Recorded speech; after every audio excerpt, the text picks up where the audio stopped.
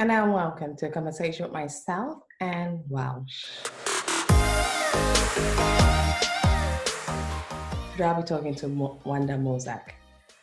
I reached out to Wanda because of a very, very inspirational story about overcoming IVF challenge. Wanda is already an Instagram influencer, YouTube, where she says beauty, lifestyles, and so many other things. But she decided to take on a different twist by sharing her own personal journey with overcoming challenges of having a baby. She got married young and she thought this would just happen naturally like every woman does. But when the struggle became real, Wanda decided to go on the IVF path. Initially it wasn't very successful, but they persevered. And she takes us through that very difficult, intimate journey, which very few women are willing to talk about up to today. There's still a stigma around it. I and myself have openly talked about my own personal journey, and I'm so delighted to meet Wanda, who will be sharing me her personal journey and all the other things she does, which keeps her fun, happy, and motivates us all. Meet Wanda. Hi everyone, welcome to Painless Universal Conversation with myself. I have the amazing Wanda. Wanda, thank you so much for joining me. How are you today? Good, how are you? Thank you for allowing me to come to your show. I am well. I have to, because you have a very fascinating story. Because that's always that's not the first they see. They see these twins, and it's so adorable. But that's not what they see. They just see the gorgeous boys. But I went and I dug deeper into your page and your Instagram, YouTube video, and I was really blown away by your story and your journey and how you were so courageous enough to share that. Before we go into that, can you tell us a little bit about yourself? Sure. So my name is Wanda, like we already know. But I'm 26 years old. But maybe about, I guess, 3 years ago or so, I was diagnosed with like infertility, but it was kind of weird because like the doctor, they told me basically that I guess like my ovaries were like as if I was 35 years old. They didn't tell me why. They were just saying like, I probably have endometriosis, so maybe like I'll just save you guys all the details. But it was just like really just something just, I guess, so random that I was diagnosed with, and it was just unexpected. And so my husband and I were just, we just had to kind of pray and decide like, what are our next steps? Like, are we going to listen to the doctors? Are we going to not listen to the doctors? We just prayed about it, and then we were led to go through IVF.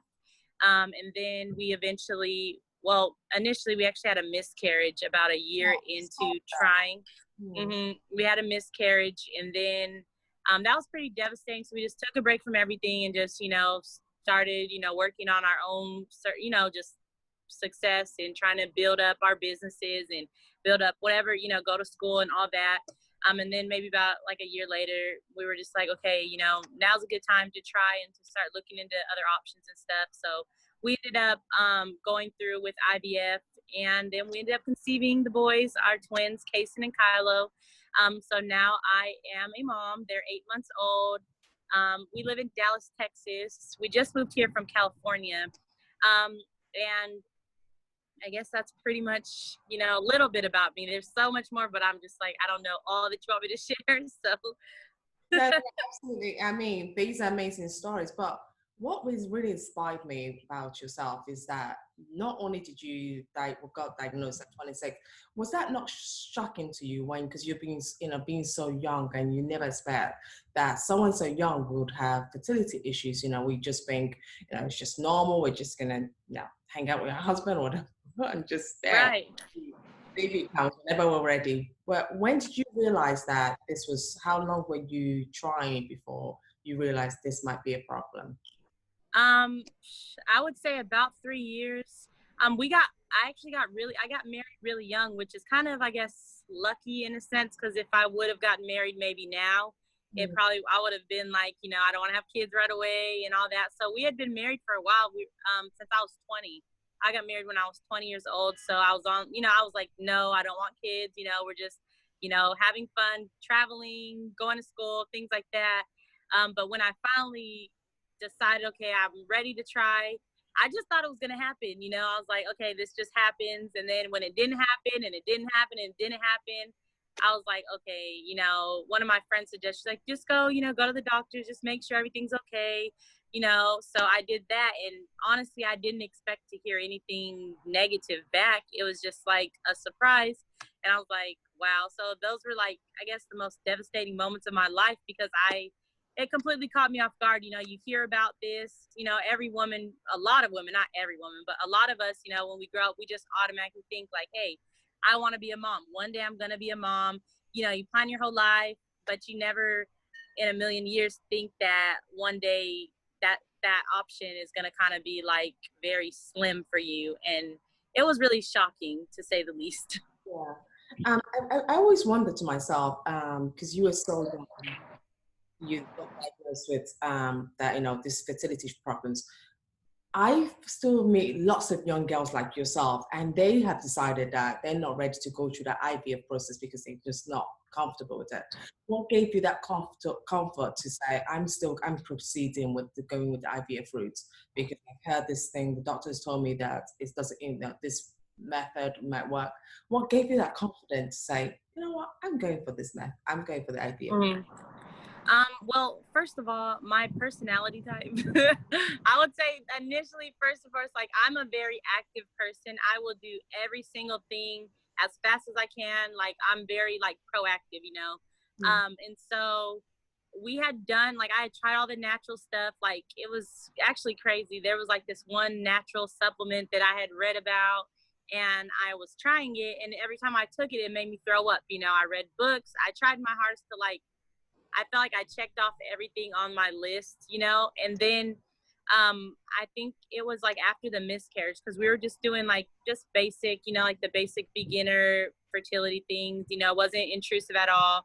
And so our chances there were very slim, but I was still like hopeful. And I remember like the first pregnancy that I had, it was in my tube, but my doctor, she ended up talking to me, and she was just very, very frank and upfront. And she was like, you know, you're very lucky, because normal people, if they have like an ectopic pregnancy, a lot of women, they die, you know, like that is a very, very serious thing that people don't talk about. Either you pass away, or you're rushed to hospital, and like you lose this, like, and mine just kind of like resolved on itself, you know. So I was like, okay, this is a blessing, you know, and I don't want to have to go through this again. Like, I just don't want to risk it. Because she had like showed me after that, like, she had showed me my scans basically, and everything kind of looked a little worse.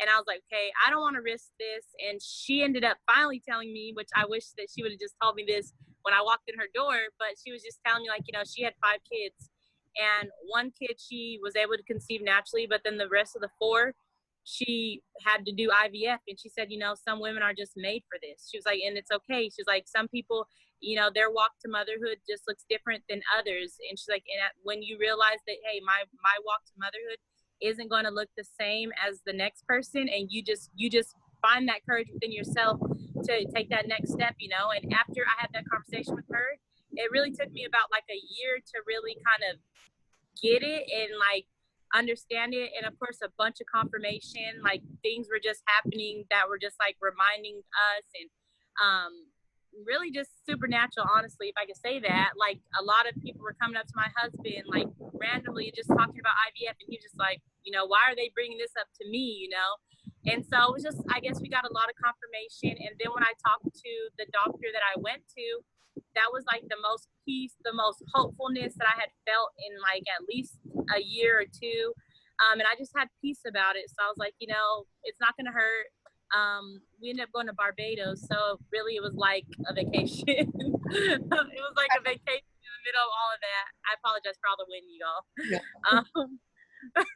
But it was, you know, so it was just, to me, everything just kind of fell in line, and I wasn't afraid. You know, I had a lot of peace about the situation. So Yeah, before we get to the final roundup, you shared your journey on YouTube, and you were very, very open about it.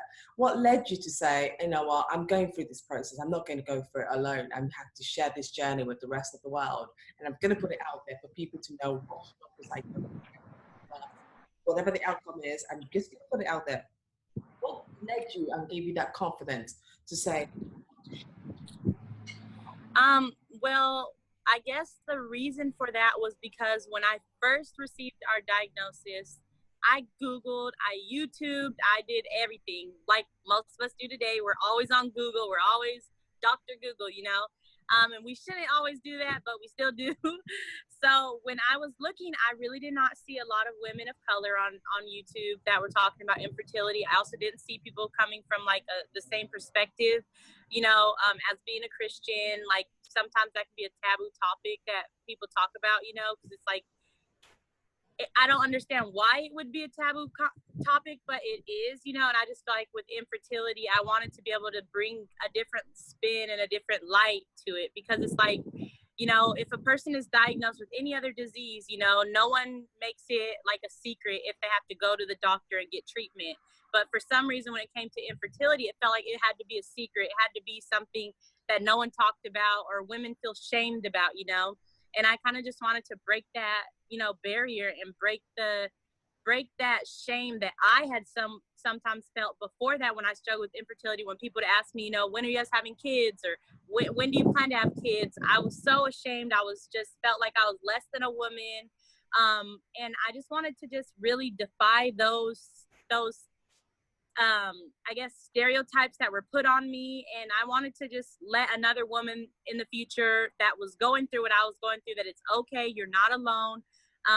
You know, we all struggle with something, and you know, it's okay. Like, I just wanted them to kind of know that they weren't alone, and just share my process from a positive standpoint as well, because a lot of the videos I did see on there too, people were crying. It was just really like, I was so scared. And when I ended up doing it, it is still like a very tough process, but it's all in your mentality. It's about like what you view it as.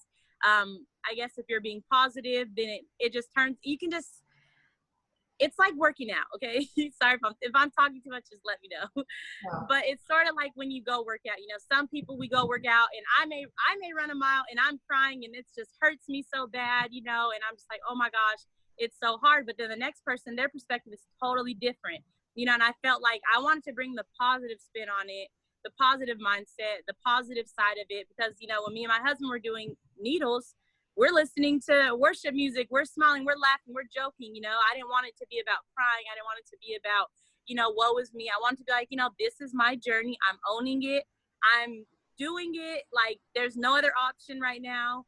And I'm just, you know, whatever happens, happens. But I wanted that perspective. And, you know, if anybody does watch this and they're thinking about it, I want them to also feel like, okay, forget about what I've heard. This is going to be my journey. And whatever my journey is, like, I'm going to own that. I'm going to be happy about it. I'm not going to envy anybody else's walk or anybody else's path, because my path is my path. So long story short, that's why I did that. No, absolutely. I love that you really shared your journey, because I agree. This is still a taboo subject. Women going through so many fertility issues are still scared to go out there and talk about it, or even to ask people for advice. They just want you to assume that they're trying or they're not trying, they're too busy. Right. Rather than just saying, no, I'm having challenges, can you just give me a word of advice? A lot of women shy away from that. What would be your message of hope to women out there who might be, you know, who will be watching this and thinking that I want to try your journey, but too scared to do it? What would be your message of hope to them? My message of hope would be to do it, you know, like, just do it. And it would also be, I guess, to, you know, tell those around you, tell those people that are supportive, find people that you can trust and talk to them, you know. For me, even though I shared publicly online, I didn't share while everything was happening. Those were, like, I guess I shared when I was already 8 weeks pregnant. And that was because I wanted to protect our mental space and like our positivity and stuff like that. I always planned to share it, but I just feel like during those times, like, you need people that are going to support you. You need people that are going to pour into you when you're weak. You need people that are going to remind you of the commitment that you made and why you made it. Because commitment is when you stick to something that you said you were going to do, even after the feeling that you said it in has left. You know, so my advice would be to talk to those around you. Don't let this thing just silence you. Don't allow it to make you feel less than. Reach out to somebody and talk to them and tell them, hey, you know, I'm thinking about X, Y, and Z. Even if it's just, you know, joining a Facebook group or finding a local, you know, fertility group, because there's so many things out there. There's so many great strangers online, honestly.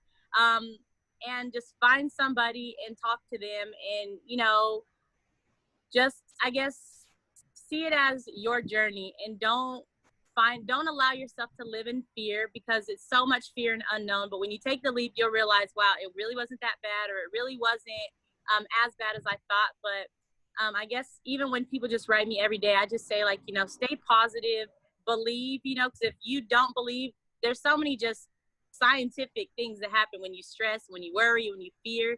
So if you're going to give it your all, just literally give it your all and let all of the negativity go, and just practice, like, I guess, mindfulness, and kind of reinforcing yourself to know, like, okay, this is what I'm doing and this is the path that I'm going to take, and don't let anybody else sway you. And the people that, you know, may not see it the way that you see it, that's okay. You don't have to share with them at that time, you know, because when it's all said and done, you know, there's, like, now I have twins. There's nothing that anybody can say to me that would make me change or alter what I've already done. So Wanda, one quick, you know, before I let you go, you are, you know, you talk about hair, you talk a lot about